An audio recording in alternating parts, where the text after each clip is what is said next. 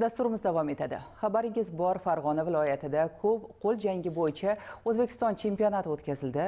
2000 nafarga yaqin yakka kurash ustalari birlashtirilgan musobaqa terma jamoaga yangi nomzodlarni saralash imkonini berdi.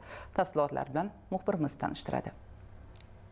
Farg'ona shahridagi Samo sport majmuasi yana bir nufuzli bellashuvga mezbonlik qildi. Sportning qo'l jangi turi bo'yicha tashkil etilgan O'zbekiston chempionati bahslarida mamlakatimizning barcha hududlari va Qoraqalpog'iston Respublikasidan kelgan mahoratli yakkakurash ustalari ishtirok etishdi. Musobaqani yuqori saviyada o'tkazish uchun Farg'ona viloyati hokimligi, O'zbekiston Milliy gvardiyasi, Farg'ona viloyati bo'yicha boshqarmasi, O'zbekiston qo'l jangi federatsiyasi Farg'ona viloyati bo'limi va sport boshqarmasi tomonidan qilingan katta tayyorgarlik ishlari bellashuvlarni xalqaro darajada o'tishini ta'minladi. Kichik o'smirlar va yoshlar o'rtasida bo'lib o'tayotgan musobaqamizda 2000 ga yaqin sportchi qatnashyapti.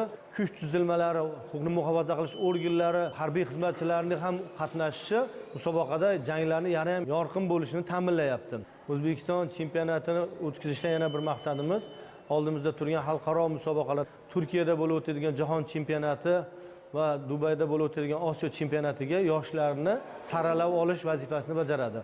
Musobaqaning har bir kuni qiziqarli bahslarga boy tarzda o'tdi. Chempionatga qilingan puxta tayyorgarlik ishlari sportchilar va Farg'onaga kelgan mehmonlarda katta taassurotlar qoldirdi. Huquqni muhofaza qilish idoralarida faoliyat ko'rsatayotgan xodimlar va harbiy xizmatchilar o'rtasida o'tkazilgan musobaqada Davlat xavfsizlik xizmati, Milliy gvardiya, Prezident davlat xavfsizligi xizmati, Ichki ishlar va Farg'ona viloyati qo'l jangi federatsiyasi sportchilarining faolligi sezilgan bo'lsa, o'smirlar o'rtasidagi bahslarda Toshkent shahri, Farg'ona, Buxoro, Jizzax, Navoiy, Samarqand viloyatlari vakillari alohida namuna ko'rsatishdi. Yakunda g'olib va sovrindorlarga diplom, medallar va esdalik sovg'alar topshirildi. Musobaqada alohida namuna ko'rsatgan sportchilar va qo'l jangini rivojlantirishga munosib hissasini qo'shayotganlar ham maxsus mukofotlar bilan taqdirlanishdi.